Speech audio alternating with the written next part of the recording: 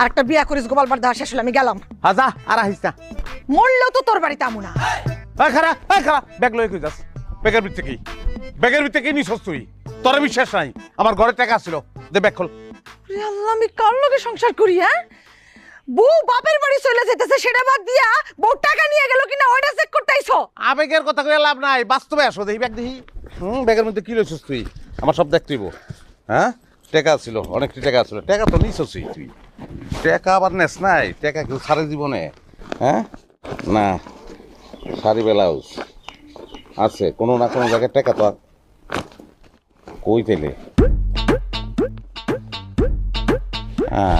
আচ্ছা, তাহলে টাকা কই?